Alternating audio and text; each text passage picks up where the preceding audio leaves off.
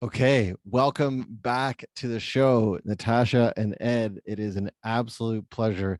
If there was ever a version of podcast red carpet, it would be rolling out in front of you right now. So welcome back to the show. Oh my goodness. Thank you, Brad. Yeah, thank you. You make us blush. No, I mean it sincerely. We have so much to catch up on, and it is truly an honor to have you both here. And I would have said this, I believe, I have to go back and check the tape. I would have said this last time, but I will say it again because I do believe it to be true. And it is time is the most valuable thing that we have. So thank you so much for giving yours to me and to the guests and listeners. So thank you so much. I know you're busy, so it means a lot. Oh no, you're welcome. Oh, it's a pleasure. I remember last time we were on, we both finished and we were sort of like, it was just like catching up with an old friend. Yeah, it's pretty special. I definitely, although we haven't connected like this for quite some time, for those of you that don't get a look into my DMs or their DMs, we slide in most often, and it's always nice to stay connected. And that's one of the positives about social media, where although you guys are all the way on the other side of the country in BC, I still feel quite connected. And again, we'll get into it. So proud of what you guys have done with the brand, and I can't wait to hear more about the cookbook and everything else that's transpired since our last conversation. So I'll stop talking. I'll turn it over to you. It's been over a year since we first chatted. You guys and your team have gone through so much from then until now. So for those that maybe haven't heard the original story, give us the Coles Notes version and bring us up to speed to where we are today, which is, I mean, from the outside looking in, everything looks like everything's great, successful book, things are doing well. So bring us up to speed and give us a bit of the history as well, if you could. So I guess I'll start. My name's Ed, married to Natasha, and we own a 100% vegan bakery in Whistler, BC.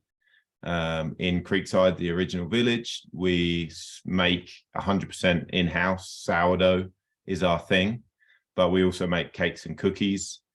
And we've had the bakery for about 4.5 years, and started really grassroots before that, a couple of years, just making sourdough for our local community, kind of bread club style, same sourdough each week.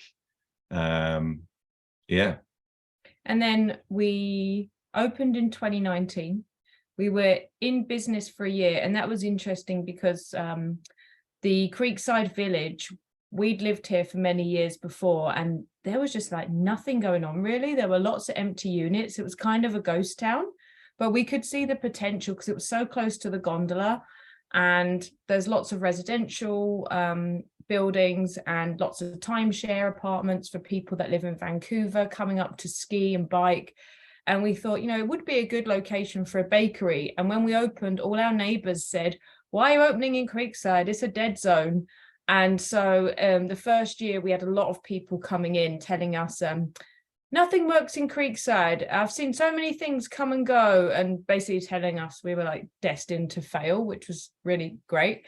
And I guess we kind of proved them wrong. We don't have anyone say anything like that anymore. So that's awesome. But then 1 year into our business operations, we actually had that horrible thing that happened around the world, COVID-19. And, going through that as a business that's still quite new, like not even celebrating our first business, that was like a great challenge. And I'm pleased to say that we came through that. It wasn't easy. It definitely had its challenges. We lost a lot of staff. And on the flip side, we won an award locally here in BC, a small business award. And then we decided to become a B Corp with our prize money. We invested in going through our human resources and our giving back policies and all of these different governance things. And we ended up becoming a B Corp certified business in 2022 in the end. It took a year and a half, I would say, of hard work to get there and waiting for the assessment process. And then we also were offered a book deal from Penguin Random House for our vegan baking and sourdough. And we've kind of got to a point now where we're launching this book out into the world. And Ed can tell you more about that. Yeah, I mean, really, we need to thank people like you, Brad, because they actually headhunted us, Penguin Random House, from hearing us on podcasts and then doing their own research into our sort of social media and our sort of what we were all about. So it's, you know, that's why we love doing podcasts and talking to people like you, that we can sort of tell our story and chat, and you know, you can ask us questions, and it opens up and almost inspires us to do more and help our community more. So yeah, the book has been amazing. That was, you know, we're busy enough. People are like, how did you find time? But you can't really say no when Penguin come knocking. It's a publisher I definitely grew up, you know, reading books from Penguin, or the younger version is called Puffin in the UK. So they do all the kids' books. So yeah, it was definitely an opportunity not to be missed, but definitely pushed us both to our limits. Yeah, I'm always so inspired by you both from to be honest, from a business standpoint, what you've done with the brand, and then also just from a relationship standpoint as well. I'm so inspired by what you both are able to navigate. And obviously we don't see behind the scenes, and I'm sure there are moments, because you're human, that it isn't always rainbows and sunshine and perfect sourdough. But just listening to the milestones that you've had along the way, with the challenges as well, but what you've both done collectively and individually is just, again, I applaud you so much. And I think it's usually Ed that I'm engaging with in the back end on Instagram. Perhaps it is Natasha as well, I'm not sure. But I said a couple weeks ago, there was just a shot of your display case, and I think I used the words world class. Like, to me, it just looks, and I've been privileged. I get it. I'm a privileged white guy, and I understand that. I've done a lot of really cool things, and I know how lucky I am. But I've been lucky enough to travel through Europe and see some really exquisite things when it comes to food and hospitality. And I feel like what you're doing is just, it's really up there. So I want to commend you again for what you've done with the brand. It's just absolutely beautiful. So really well done. Totally. Yeah, I think we are striving for that. You know, we are vegan, but we want to be up there, you know, the best in Canada and known around the world. And I think when it comes to sort of working with a partner, wife, or business partner, I think people often ask us, you know, do you manage that? I think it's just having defined roles within the business. And like you said, you speak to me back of house with social media. So generally, because I'm creating and making the product, I take all the photos and do all the videos. But then sort of I ask Tash, like, is this good content? Because she sees it all the time. She's like, I've seen you shape bread 1,000 times. So therefore your followers have. So can we do different angles? Or she comes from a teaching background. So I'll write out some text, and she'll be like, the grammar and spelling is terrible. And they said, let's rewrite it. So she'll just polish it up and make it sound a bit nicer. So that's amazing. You know, yeah. And the B Corp thing, that's totally hats off to Tash. She owned that, and that was her baby within the business. Obviously I had some input with that as well, but yeah, I think that's the key, is just having our own sections and things that we take care of, and then things that we come together on as well. I think this did come up last time, was, and as you're speaking there, Ed, I'm reminded of it, is just your natural talents and how you kind of stay with those. Tasha, you seem like, and I think I even mentioned this last time, you seem like very much like my partner, Lindsay, who can be very linear and very focused and make sure that it's just like everything, all of the I's are dotted and T's are crossed. And Ed, if I can project a little bit, I feel like you and I might be a little bit aligned in the way that we think, where we may wake up and have 1,000 different ideas and just like create. And then we have Lindsay in my life, Tasha in yours, to kind of pull the reins in a bit and be like, okay, this is great, but let's just like do one thing at a time. Does that resonate with you both? A little bit, but I think at the same point, I do have a lot of crazy ideas as well. Okay. Yeah. So you're like a hybrid model. I love it.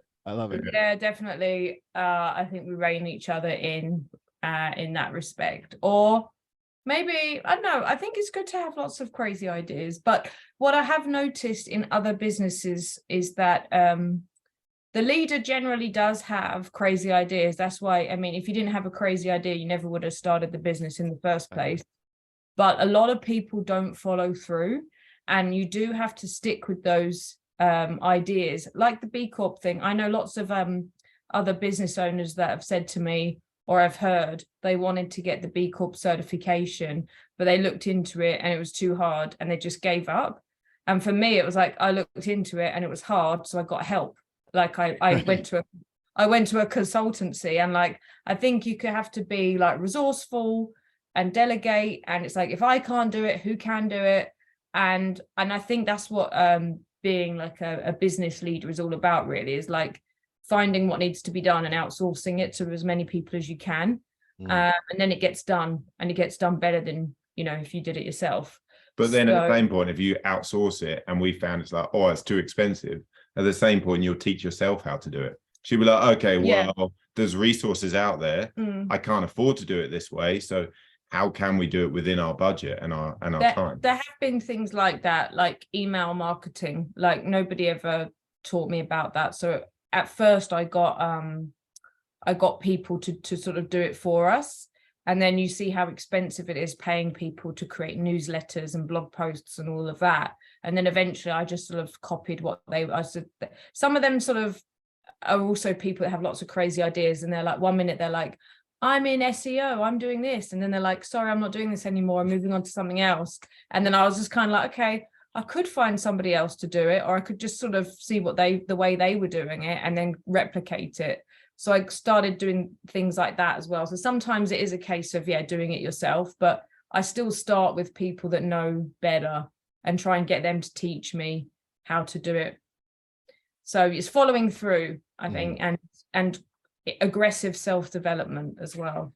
I love it. And what comes up for me when you share that, and I this comes up in a lot of the work that I'm doing now, is helping individuals, leaderships, and businesses really understand when I feel like ego is coming into the room a bit too much. And it sounds like that perhaps doesn't happen all that often for you. It feels like, I feel like you guys have parked that. Or is that true? Or is it an effort that you're having to put forward often to make sure there's no egos? Yeah, I definitely don't think we have an ego. We don't have the staff or the people to help us with, like, if a floor needs scrubbing, we'll be down on our hands and knees doing that. You know, that dirty work still to the day. To be honest, we really struggled with staff within Whistler, and we have to pick up the slack. So if that means, washing dishes for a few hours, or, Tash, like making coffee all day long because we don't have a barista, it's kind of, I think that keeps you humble, really. It's kind of that we haven't been able to. There's no job beneath us. No. At all. Yeah, out of necessity, and also just out of a great way to, I guess, one, truly make sure you like what you're doing. Yeah.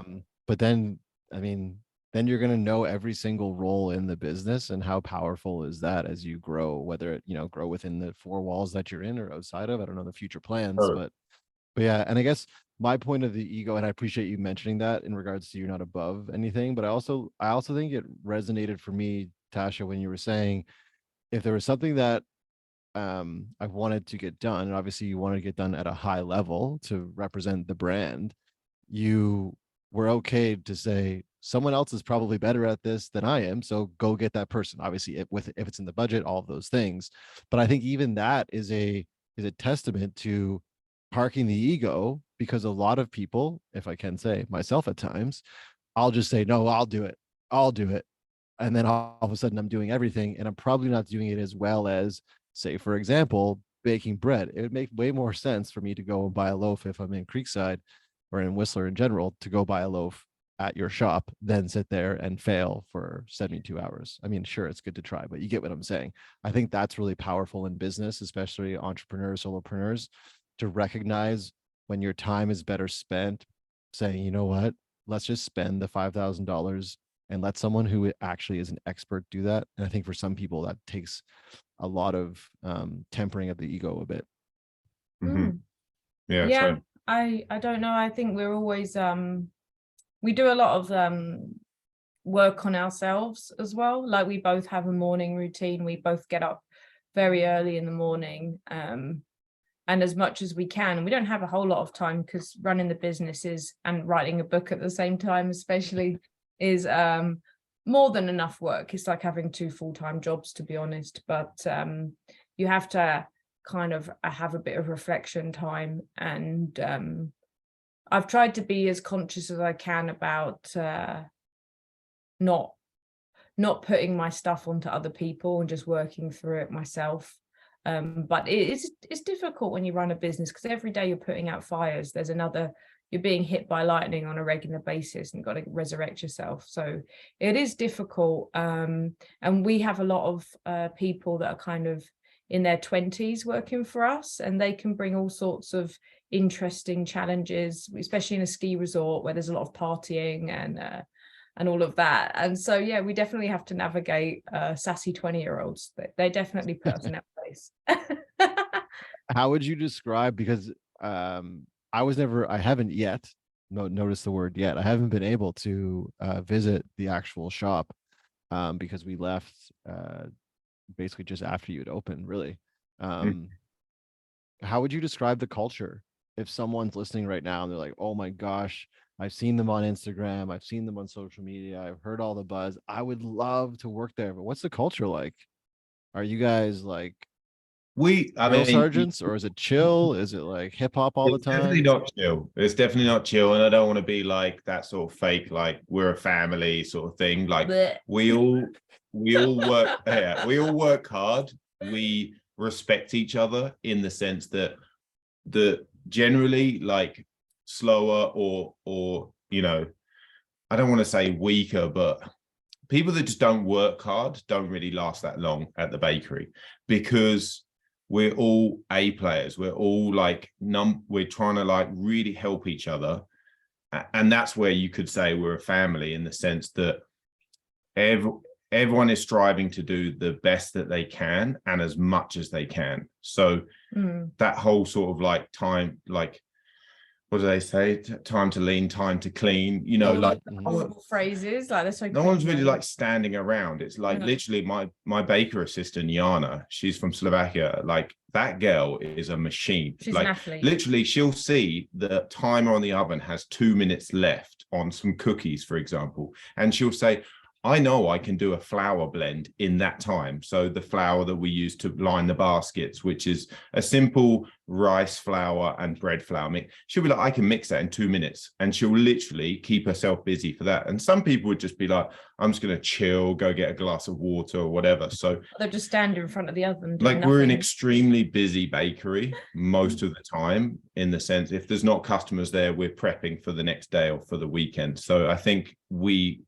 strive off each other, as in like the front of house. If they're not serving a customer, they'll be helping the dishwasher out.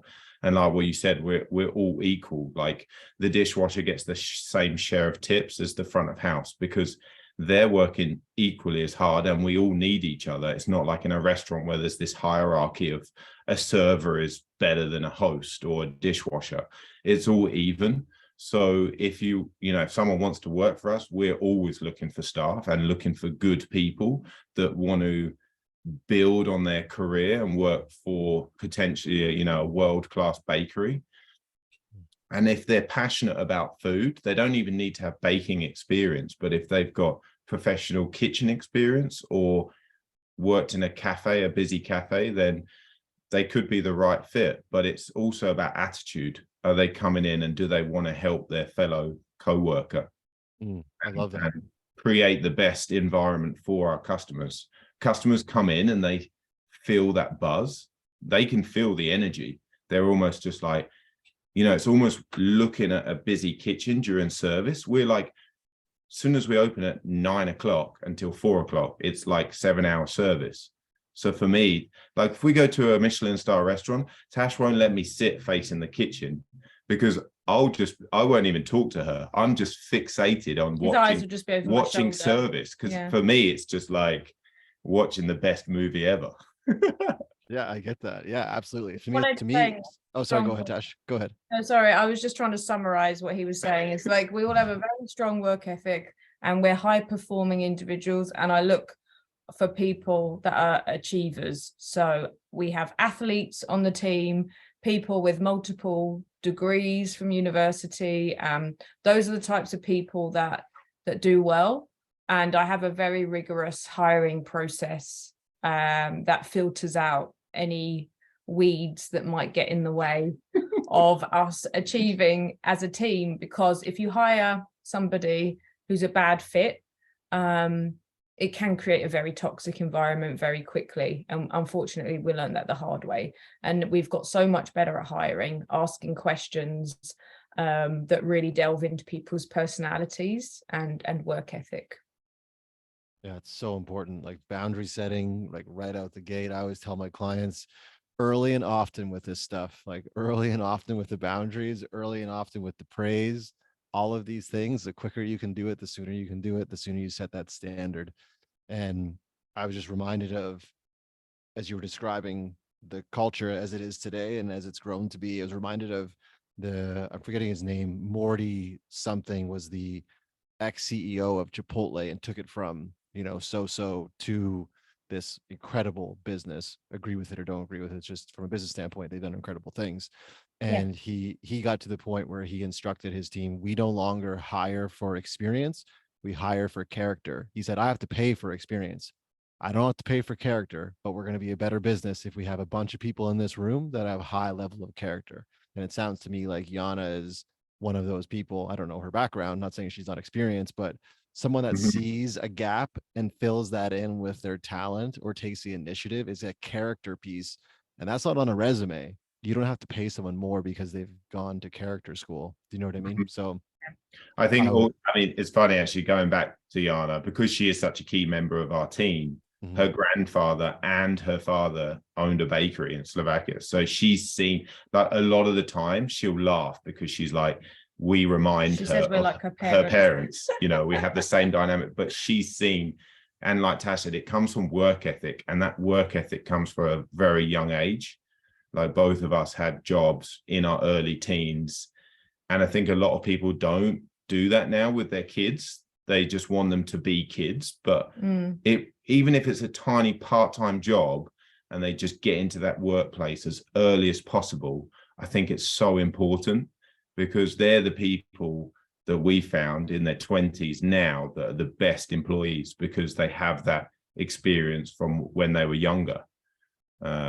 So just that's some parenting advice for all the parents out there, and I'm listening as well. So as soon as my kids are old enough to be on a plane, I'm sending them to you both. So they'll work for you for free, but they also have to live with you. So there's kind of a trade-off there. Totally. Yeah, I mean, I was terrible paper boy when I was like 11, 12, but my dad took me to a restaurant when I was 13, and since then I haven't left kitchens. And thank God he did do that, because like I fell in love with working in kitchens and have had the best experience of my life. Like the people you meet, the gratitude you receive from customers and other staff members, it's like it's a cool place to be. But that could be in any business. Yeah, absolutely. Yeah, you know what, it's so encouraging to have this conversation with you both right now. It's just to give for context for listeners, it's 8:26 p.m. right now in Nova Scotia. I'm generally brushing my teeth right now and heading to bed, but there honestly is nowhere else I'd rather be right now. And I'm so happy that you two you still seem so in love with it. And it's just so encouraging. And I think that's so inspiring. Almost bringing tears to my eyes. Like I was kind of expecting you guys to come on here and say, oh my God, Brad, this sucks. And we can't hire good people. We can't cook. We can't keep good people.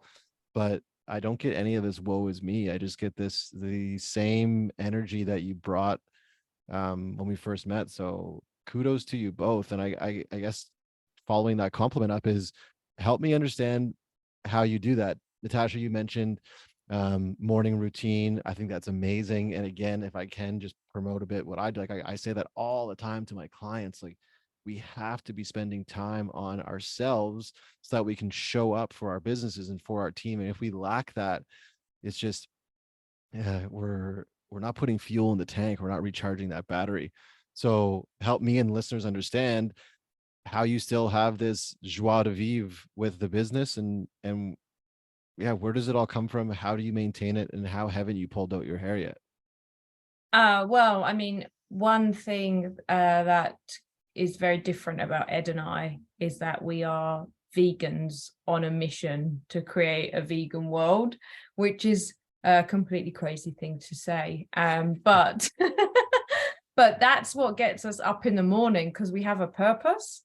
So I can get up and I can go serve 200-300 people every day, and, you know, deal with constant staffing challenges, battles, problems. You know, you hire someone, then they call in sick, and all of that drama that you have in, as I said, a ski resort, people coming and going every 6 months.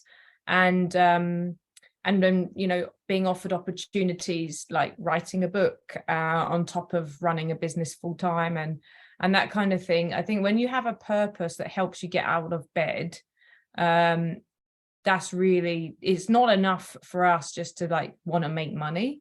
And if that were the case, like any food and beverage business, it's not really, unless you're talking about maybe some sort of alcohol business.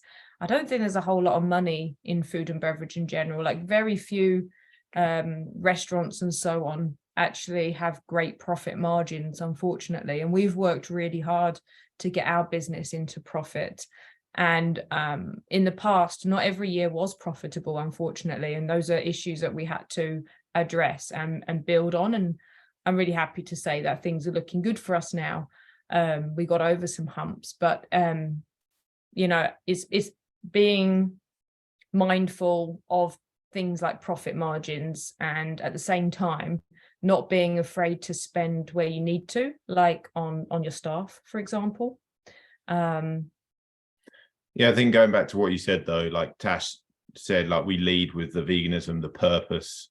We're very sort of driven in that sense, but we both have a morning routine where we either go to the gym, or Tash, we go running together, or definitely every day we do a yoga practice. Tash is very into meditation. So I think whatever suits you, it's just even to do like yourself, you go running and you say like, we inspire you. You also really inspire me, Brad, because I wake up and I'm up early, but you got, with the time difference, you know, I see your post and you're out going for a run at 5 a.m. before you know, you're sorting out the family, the kids and everything. That inspires me because you're getting up, and again, you have like a purpose, you know, it gives you your time in the morning to, I almost find that morning time when I'm doing morning stretches, which is good from a physical point of view because I'm lifting so much, bending. So I have like a yoga practice to help my body, but also my mind. A lot of the time I'll finish yoga and be like, I just did that routine, but I was thinking about the day before. But it allows me to have that time to, you know, decompress and then refocus for the new day. Mm-hmm. And also, just want to plug your book, Brad. You really liked doing his journal. I finished your whole journal after the last podcast. You sent me When's that. The second one coming I highly recommend it. I filled up the whole book because getting into journaling, that was amazing for me, and having that sort of key points each day to fill in. I totally like ate through that book. I appreciate it. You know, honestly, it's probably not for this podcast, but it's I'm kind of embarrassed, to be honest. I'll just say it on the podcast. I'm embarrassed. I didn't do it the way I wanted to do it, but it means a lot that you would say that. So thank you so much. And there will be a number 2 at some point, and I likely won't be embarrassed about it. But I will say this to anyone listening, and I just said this on a podcast the other day, and this really has nothing to do with work. This is just a life comment. And it is, I can't acknowledge the person who said it, so I apologize, but it is, if your first version is perfect, you've waited too long. And that's why I'm okay with that book being what it is. And it's on my shelf here behind me as well. And at times I'll pick it up and I'll look at it. And I am proud of it. It's a good book. Well, thank you. Thank you. But yeah, I think that's so important to have that practice. And something that came up for me, Ed, when you were talking about how you're doing your yoga practice, but perhaps mentally you're kind of recapping the day that just was. And I think it's a great practice that I can share with you both and share with the listeners as well, that I encourage all of my clients to do. And it's the idea of the 3 R's between your meetings or between your days. And the first one is reflect. And you can do this on a piece of paper and a notebook, or you can do this just mentally. And it's just, once you're done that thing, so say it's a meeting with Penguin, then you're going on to, I don't know, meeting with your staff. That's probably a different identity that needs to show up in those meetings or in those environments. So you actually just reflect on the meeting that just was. Okay, this is what I learned. This is what, well, this is how I grew, or these are the mistakes I made. And the next step you do is you rest, whatever that form of resting for you is. For me, I like to do box breathing. So breathe in for 4, hold for 4, breathe out for 4, hold for 4, do a couple of those, like really center myself. And the last one is reset. And that's the key. If you can't do the first two, definitely do the last one. The reset is, who do I need to be? Who do I want to be as I'm entering into this third space, this new space? And I find that so important. So it's reflect, rest, and reset. So who do I need to be? And for me, when I come home from work and I pull into the driveway, Lindsay and the kids don't need me to be work coach Brad. That's the last thing they want. They want me to be partner and dad. So I actually go through this practice and I reset and I show up that way, as opposed to coming in here and coaching Lindsay on her business. It's the last thing she wants. I don't know if that resonates with you, or if you've done a form of that, maybe unconsciously on your own. Totally. I think, yeah, as well, it's always being present in that moment. Exactly. Breathing really does help that. And that's the thing, like, you'll get way more out of the activity you're doing is if your mindset is there, instead of thinking about the day that happened and the day that's going to happen, just sort of, and that's what always brings me back, is sort of some good breathing and being, mindful in stretching that I'm doing. Can we quickly just change speeds and talk about the vegan aspect a bit? Because I honestly, for me, it's almost like an afterthought, and I don't know if you want it to be that way, but for me, it just, when I see it, I don't think, oh, that's a vegan product. That's not the first.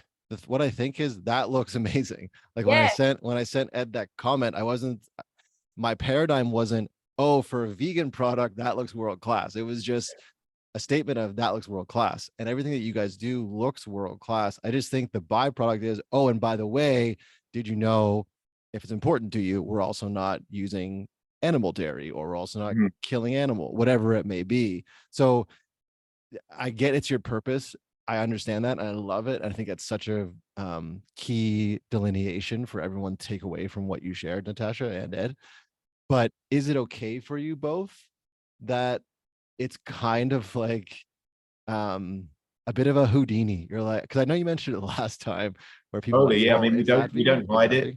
It's on our front door, and we want it to be accessible to everyone. We've settled with the fact that not everybody is as proud as we are to say, hands up, I'm a vegan. And like, we don't expect that many people are going to want to do that in the future either. Like, we're actually people walking around with a t-shirt saying vegan isn't going to change anything or save anybody. Like, we're actually not looking for everyone to walk around going, I'm vegan and I'm loud and proud. Like, we are. But we don't think everyone else is going to do that.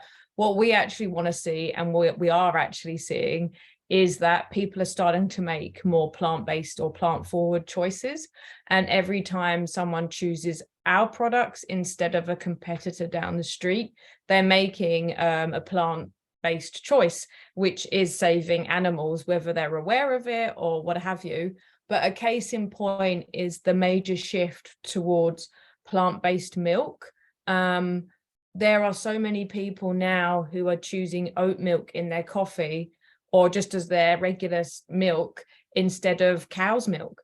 There are so many people that don't want to consume dairy anymore for a whole number of reasons. But I would say a lot of people actually think that oat milk tastes better with coffee. I know a number of coffee roasters, for example, Stumptown, it's a US-based roaster, very famous, known for good coffee.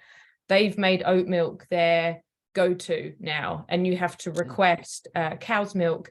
And that is not through any vegan ethics. That's actually because the coffee tastes better with the proteins that are in the plant milk rather than the dairy ones. Because dairy proteins, is a protein called casein, and that actually coats your mouth. It also coats your arteries, which leads to heart disease. And Ed can tell you all about that. He's kind of had heart disease in the past, and a recovering addict. He's a recovering dairy addict.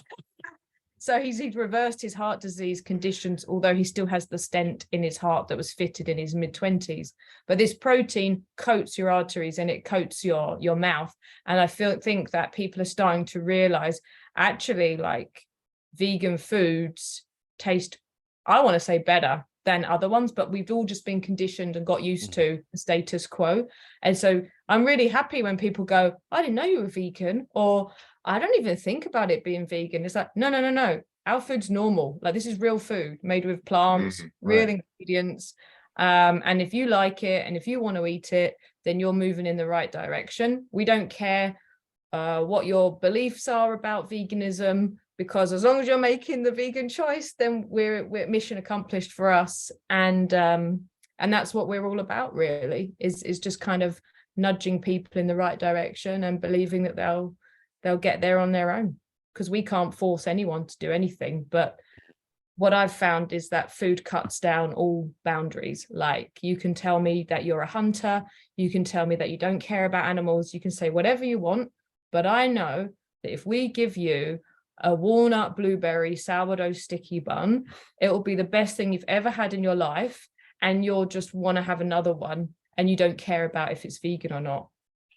I thought you were going to say the millet blondie, I think it was, I saw in the cookbook. And just yeah, the blondie's good too, but the walnut blueberry sticky bun is just out of this world. Yeah. Amazing. Recipe in the cookbook. Yes, shout out to the cookbook. And did you want to add to that at all, just in regards to like the fact that for me it's not front and center that is vegan, it's just kind of a byproduct and a win on the side. Yeah, totally. I mean, positive?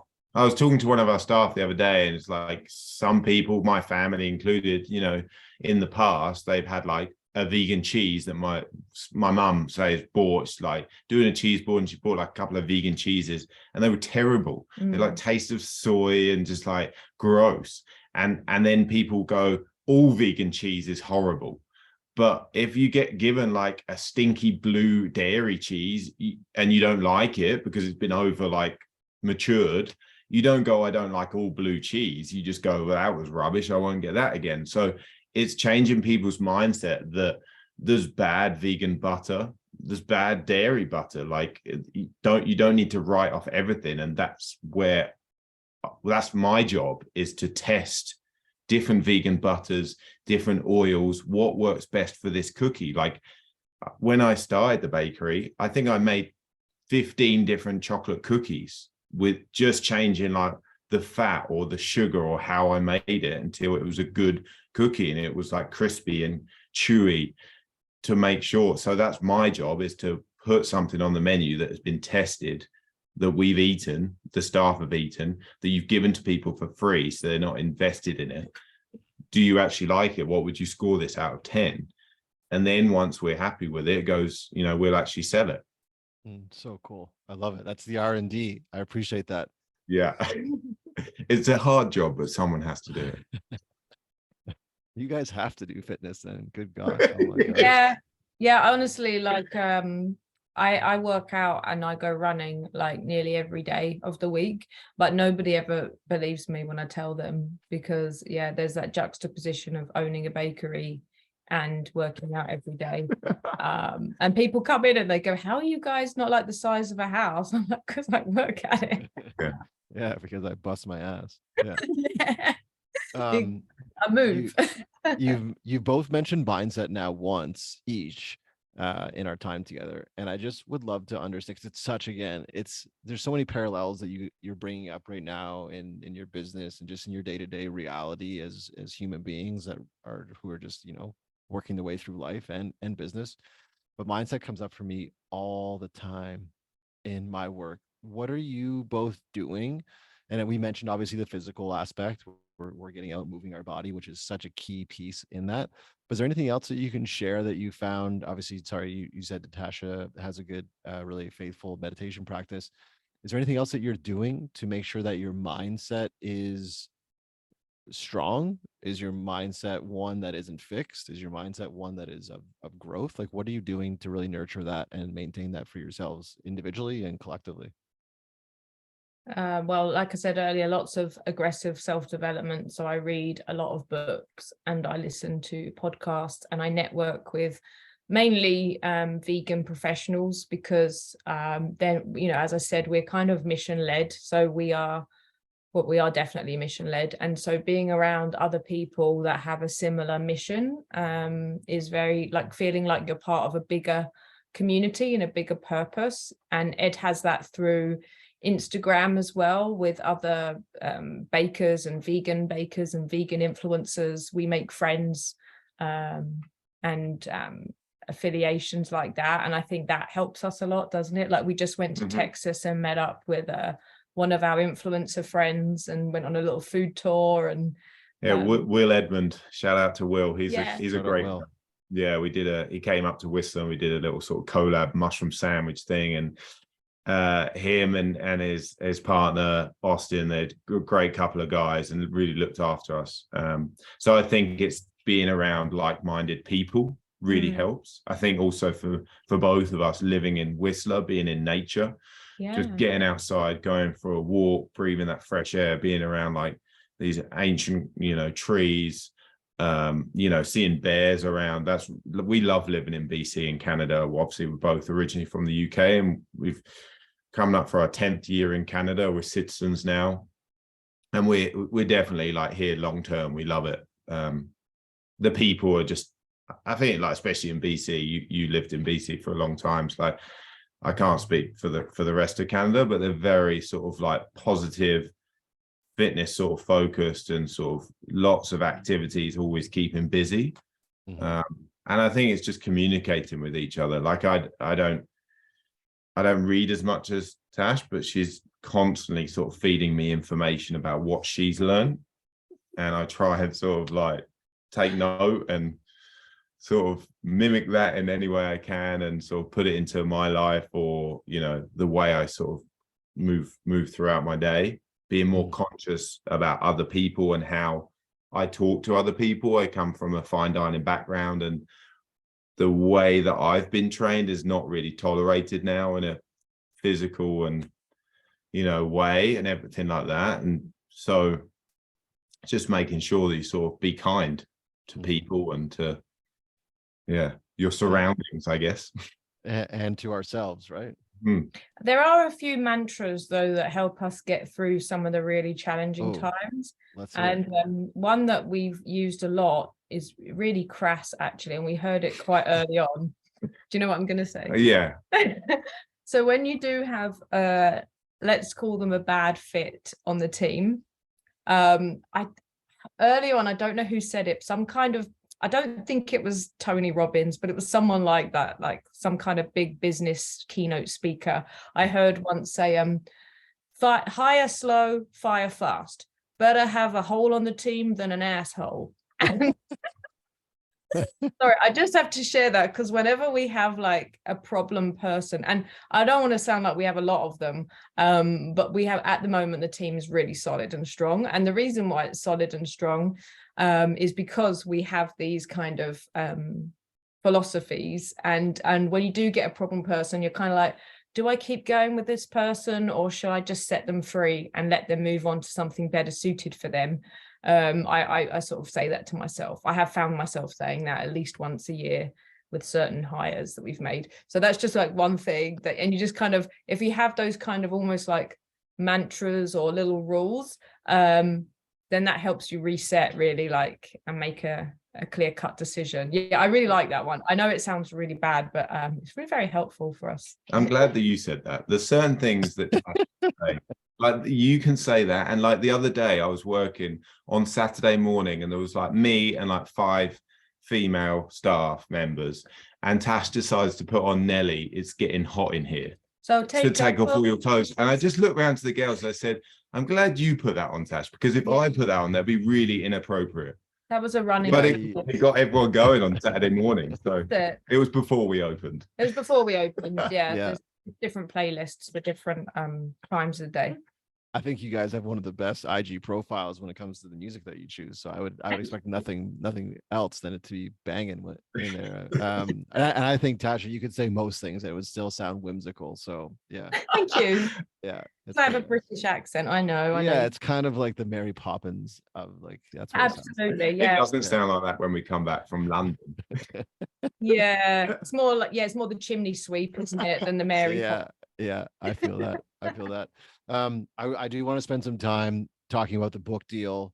I do want to spend some time because you were kind enough to send me I guess the electronic version of it, which again looks so beautiful. So whoever did the photos, let's give them a shout out because they were amazing. Go ahead. Janice Nicolay. Yes, Yes, shout out Vancouver, Janice. Vancouver-based photographer. She's amazing. Yeah, It was look, good work. I knew she was the right photographer when she rocked up on the first shoot, and I'd seen her work. She rocked up, and a middle-aged lady. She rocks up this like nice flowy outfit on, and then a pair of Nike Air Force Ones, and I was like, "Yes, Janice, you're the right photographer for me." Pink Nike Air Force Ones, I love and it. just like all like some cool plates and boards, and she just made us both feel so relaxed. And she's done a bunch of cookbooks with Penguin, a true professional, and just got a real eye for food photography and stunt like the stuff she does. She shoots beautiful architecture and interior designs within BC. So Janice was a key member of the cookbook. And Yeah, this is an example of us recognizing where our strengths are and where our weaknesses are. And Penguin told us that they would give us a budget for the book, and it was up to us to decide if we would do the photography ourselves or pay a photographer. And we could have gone and got a camera. I mean, Ed loves taking photos of food. We could have learned how to do the editing the way Penguin want it done, and learn all of that. But we decided, no, we will go with a photographer that's done cookbooks with Penguin before, that has all the equipment already, and it'll be much easier and probably better quality. Definitely better. The better the photos are going to be, the more sales you're going to have for the cookbook, because it's totally a visual thing. Like you open a book or the front cover and you're like, wow, that looks amazing. Also relieves a lot of stress for us, like editing. But like Tash said, this is how much you're getting paid. You spend as much as you want or as little as you want on the photographer. So we were like, help us. They sent us a short list and we chose her. Yeah, it looks beautiful. It looks beautiful. And I will say this as someone who still feels like very much a newbie when it comes to navigating my sourdough life. I feel like the recipes that I have looked at and comparing them to other books that I've seen, it's like really approachable. And although the stuff looks so beautiful and it just looks like art, I feel like the way the recipes there you go. I love it. The way the recipes are actually laid out, it's for me, it looks like it's like, okay, I can breathe through this. I can get through this. Doesn't seem so daunting. Yeah, that's really good to hear. I mean, that's what we wanted. We didn't want it just sourdough bread. There's a lot of just heavy bread books in there, so it's got like really good sourdough loaves in there that aren't crazy complicated. It's got small breads, burger buns, and the stuff that we want to cook at home. That's where I saw it. I was like, it's good for everyone. There's cakes in there and cookies. There's just a general like baking book, but the foundation is sourdough. But it's only about 50% that is sourdough based, like donuts and bagels and things like that. 100 recipes, so it really is like packed full of stuff. I have to ask, because I've seen the video. I'm sure like most people that listen to this will go and either look at it or they will have already watched it, the video of that you produced with the book showing up and kind of the unpacking of it. On video you didn't tear up. It's very close. Well, I could tell you were close, but like, come on, like tell me, behind closed doors you guys must have just been like hugging and just like, look at what you've done. If you haven't, I encourage you to hug each other now. Like it's just it's so monumental, is it not? The truth is, we didn't really want to open the box when it came, because we have what you have, which is like that feeling of this book's not as good as we wanted it to be. Like it's just, and for us it's just, we didn't have the time to perfect it because we had a deadline and we were running our business full time.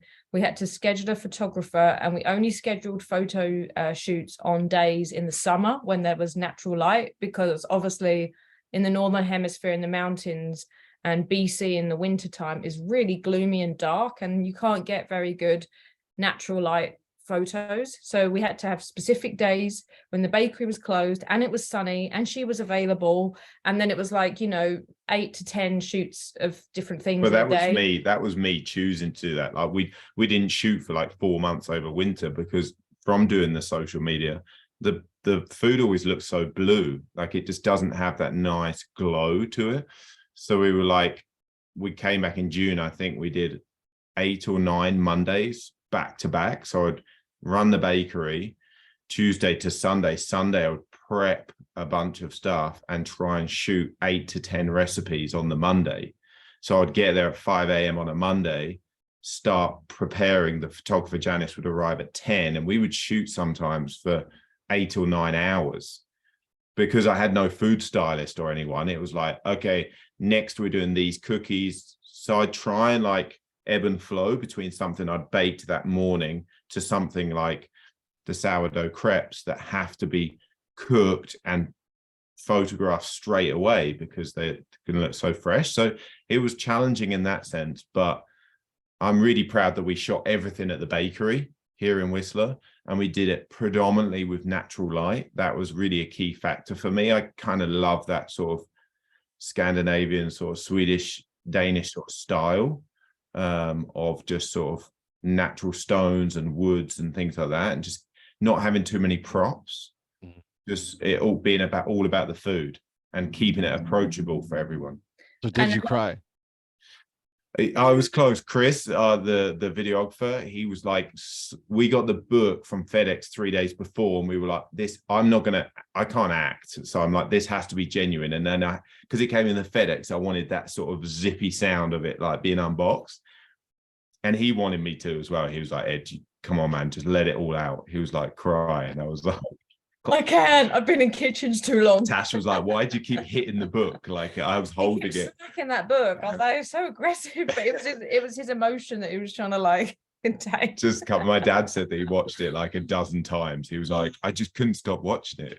I think Chris edited out some of the slaps on the book, but there was a lot of like, boom, this is bread, boom, this is my book, boom, and I was like, oh, this is you're supposed to be a peace and love, happy vegan, man, like.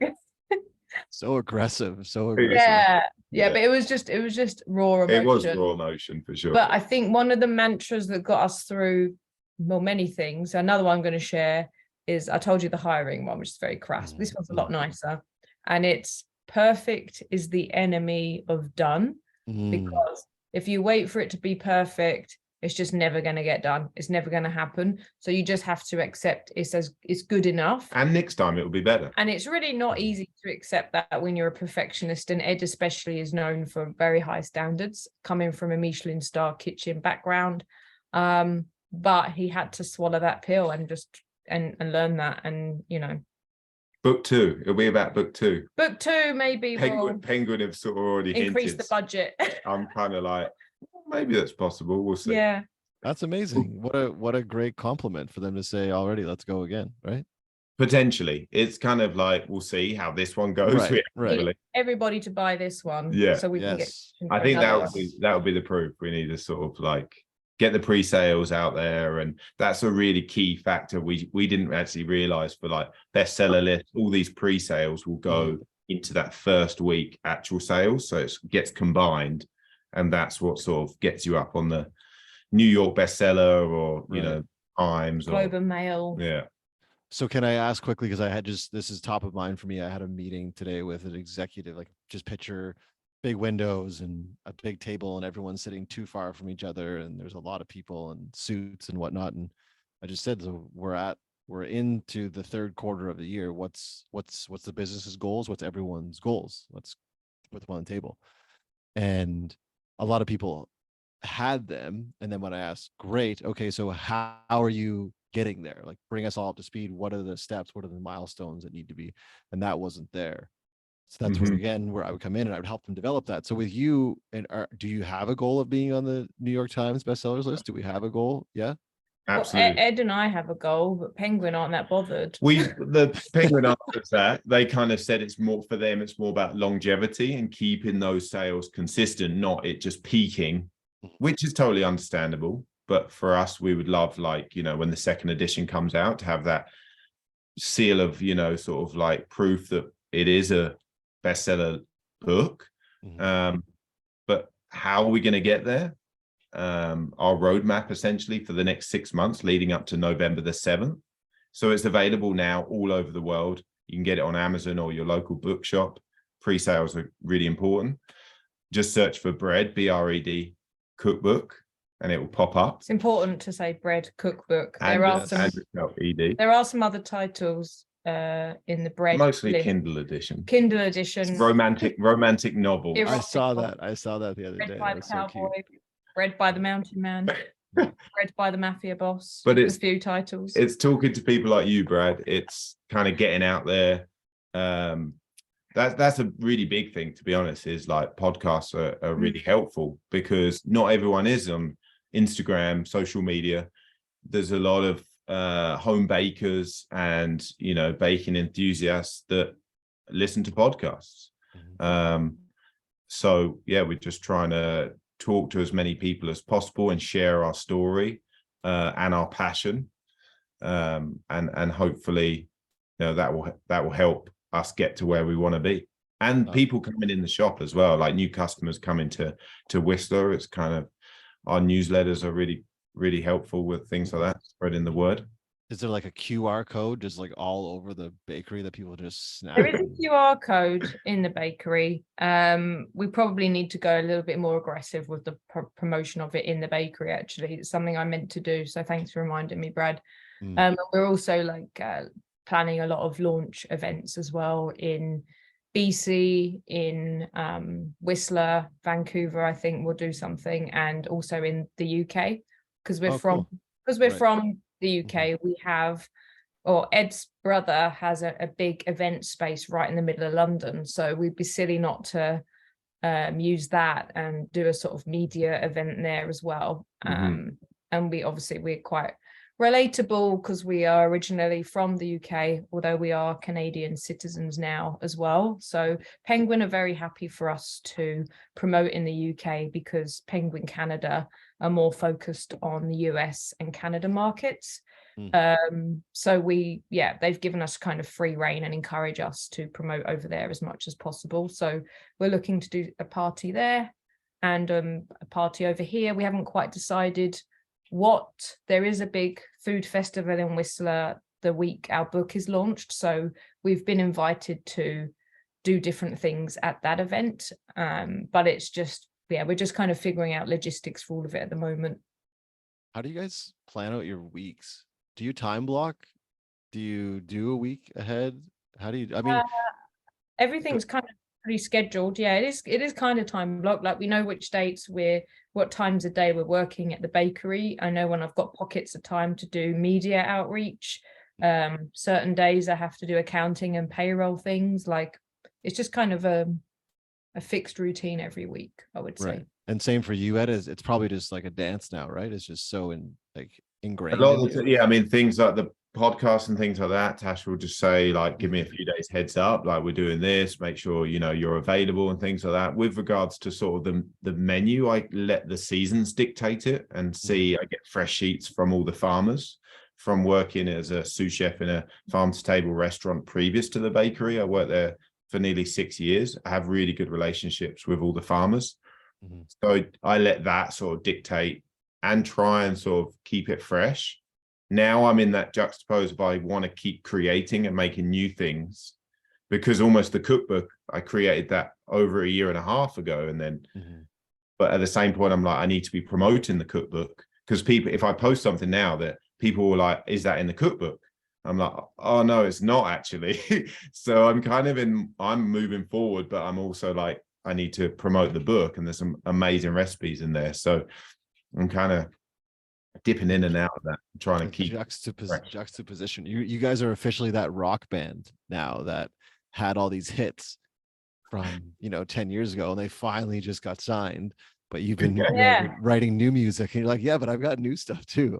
But you got to focus on that stuff, because that's gonna do its thing. Yeah, I mean, I'm sure some people would buy the book just for the cinnamon bun recipe. Oh yeah. So they don't know. I can't believe I haven't had one yet. They do. They're very aesthetically pleasing, I'll tell you that. We gave a bunch for free at the planted expo, we were speaking on stage, and we gave out a bunch of cinema. We got Ed's sister to run round, give them to people. We made everyone listen to our talk and then quiz them at the end, so they had to pay attention. And they got really into it, and then she just kind of started throwing them at people. It worked though. We had a big turnout. Yeah, so that was good. Even if they weren't there to hear us, they were just there for the free cinnamon buns. But it worked. I'm sure they were there to hear. I feel like you guys are celebrities. I say that. I feel like you guys, when you guys say yes to come on my podcast, I'll be like, oh geez, they actually said yes. Wow, this is crazy. But I really do feel like, and I don't joke when I say that, what you have done in the last number of years is just so remarkable to me.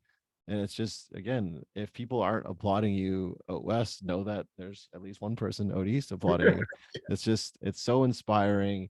You're just two of the kindest people that I've ever had the pleasure of interacting with, and I'm just so happy to continue to, whether it's have you on the podcast or buy pre-sale books or post whatever you're posting, repost. It's inspiring, and I wanted to say thank you so much for doing what you do. Although we're in two completely different worlds as far as industries, I really do look at what you've done as inspiring for me in the path that I'm on. So thank you so much. Thanks, Brad. Yeah, thanks, Brad. We it's right back at you. Like I said, like I follow along, like, and watch all your stories and everything like that, and they are very motivating for someone that, you know, you just get in that routine. Like, it's good to have a routine, but sometimes it's nice to break it up. And I feel like you give me sort of clarity and sort of how to sometimes go about my day. I appreciate that. Key little sort of, you know, nuggets of information. I love it. That's going to be my new business card. I'm the nugget. I'm the nugget man. As I said, that I was like, nugget. No, I like it. I think it's accurate. Hey, if that's how it lands, that's how it lands. That doesn't need to be more baking pun. It should have been like, you know. So the podcast has actually changed since you were on last, and then changed again. So when you were on last, I was like hyper focused, all hospitality, nothing else. We're just talking food and bev, and obviously it kind of morphed into a lot of things from the conversation. But then I went into, it's just the Brad Bodnerchuk podcast, and it was me kind of finding my voice again. Like, what am I doing? Who am I helping? How am I helping them? And now I've just established a new business name, and I'm operating under the Seeking Growth Leadership Group. So that's what I run around town every day and work with my clients under that name. So this podcast is now the Seeking Growth Leadership Podcast. So before I do let you both go get on with your day, help me and the listeners understand, when we hang up here, virtually hang up, how will you individually and then as a business continue to seek growth? What are you doing to challenge yourself as individuals and as a business to grow? Well, it's a good question. By the way, I didn't prompt them with this, so they're going to punch their way through this. Well, I think we've covered a lot of it, in the sense that for us now, it's all about pushing our book out there, because we don't know what the book will bring us, in the sense of, I've heard a lot of authors tell me that the book opens doors.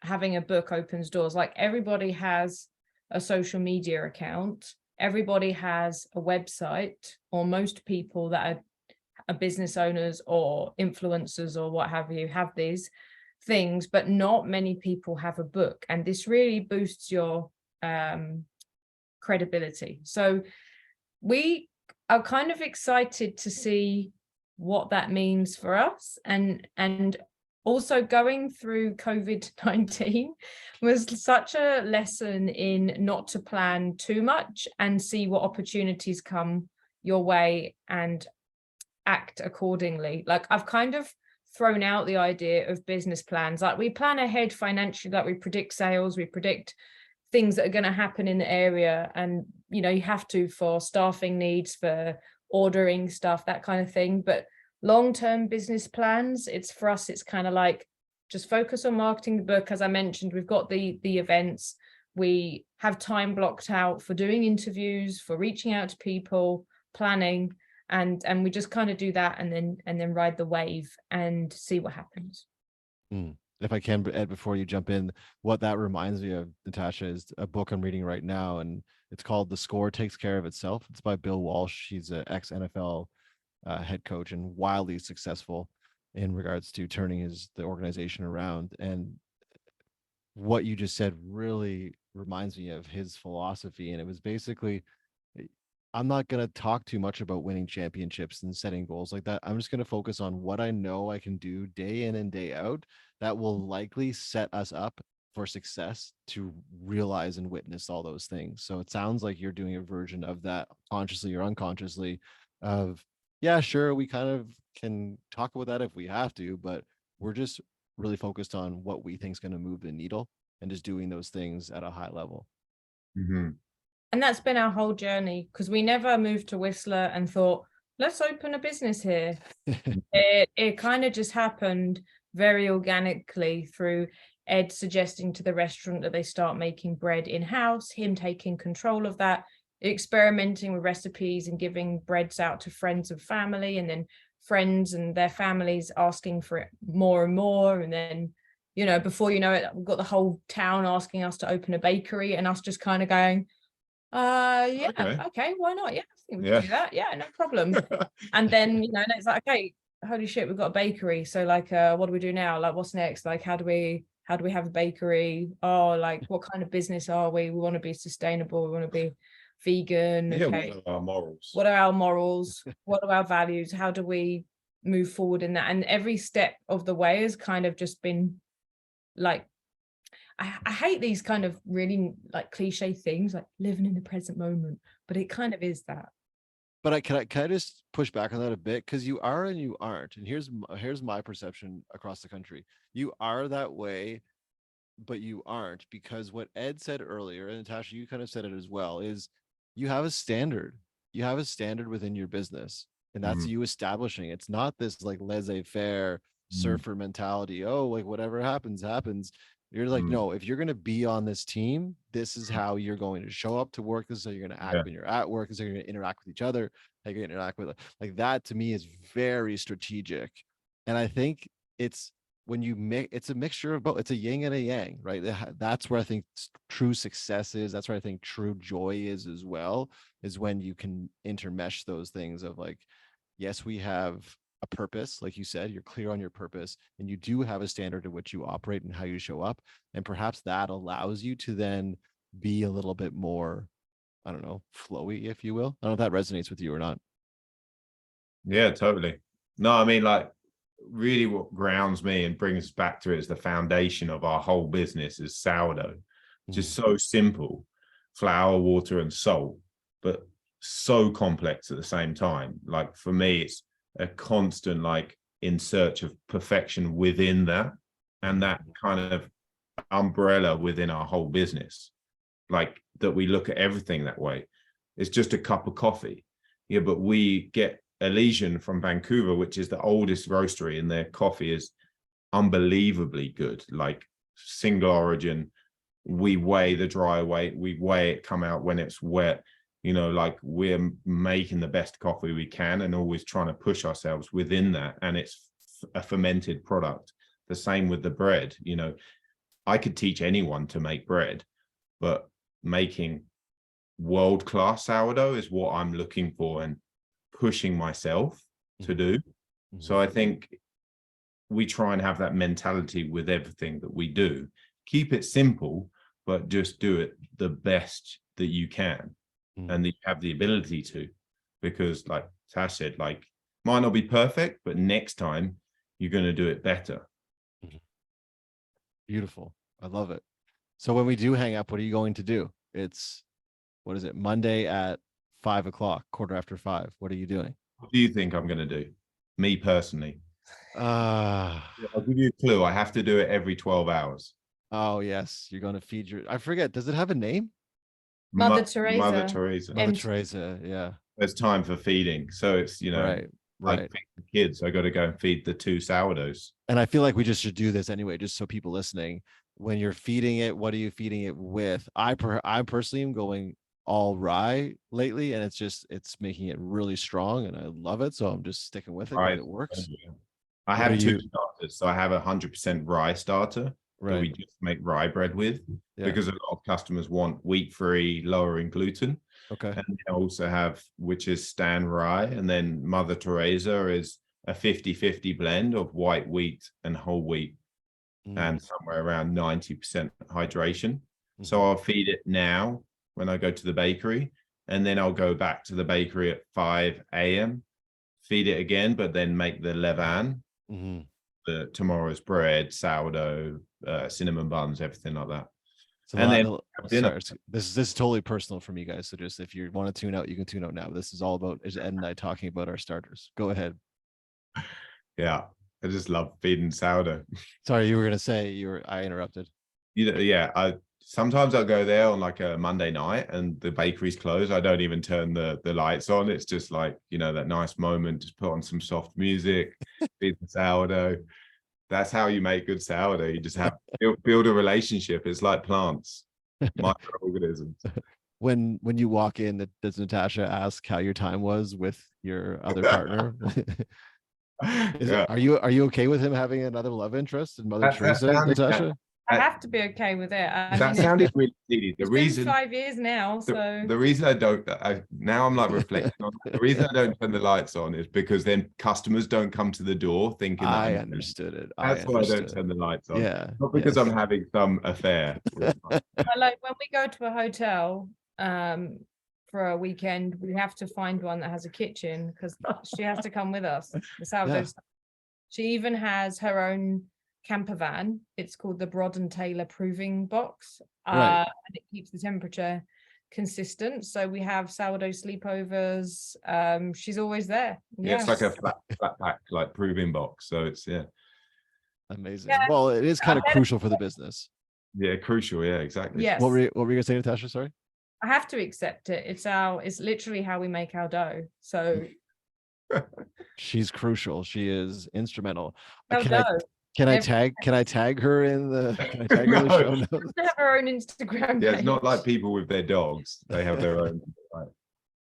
Amazing. Well, I do want to let you get back to your life. I'll be fully vulnerable with you all. I'm going to bed as soon as this is done. I have an early wake up, as Ed said. My alarm does go off at 4 o'clock. So it comes quick, as you know, in the world of getting up early. But again, I just want to take a moment to say thank you from the bottom of my heart for being these like virtual but real friends. I do consider you friends. And I am working every single week to get back out to Vancouver, whether it's by myself or with the family for work. And when that happens, I will hand to my heart, I will make the trip to Whistler and come to Creekside and say hello, because it wouldn't be a trip without doing that. So again, thank you so much for making time for me. It means the world. And I also wanted to say thank you so much for doing what you do. I personally am not a vegan, but I love anyone that has a purpose. And like I said earlier, I'm more than happy to fly your flag as much as I possibly can. But for me, it's just a byproduct. It's a great byproduct of what you're doing. You're making incredible product, and it sounds like you're doing such great things in your four walls for your staff and for the clients. And the byproduct is you're also helping the world and the environment. So how cool is that? So I want to just highlight that again, how important that is and how encouraging and inspiring it is. So thank you both for everything that you do. Thanks, you, Brad. It's been really nice talking to you again. Yeah, you both as well. Before I do let you go officially, if people do want to reach out and engage, or if they do want to get the pre-sale, I know Ed, you mentioned Amazon, or where else? Sorry. Yeah, you can get it through Indigo. But if you go to our Instagram, Ed's EDS_bread, BRED. The only legitimate Ed's bread on Instagram. There's a few, imitators. We're the one with the biggest following. If you go to the link, there's a link there which will take you to Penguin's site. This is what I really like. You have Amazon and Indigo, and then it says shop local, and you can put in your postcode, and then it will take you to your local bookstore. So for us, it's Armchair Books in town. So you can support your local bookshop, which is really cool because, it might cost you a few dollars more, but You know, we need to support local bookshops. So Mhm. if you want it easy, by all means, Amazon is great because it will help with our pre-sales and everything like that.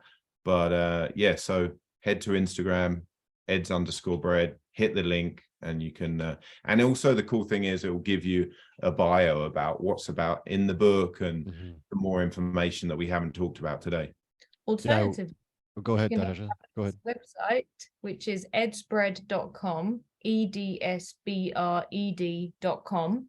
And there is a whole page about bread, the cookbook, and all of these links are on there as well. So yeah, Amazing. either on Instagram or edsbread.com, and you'll be able to find the book information and order it.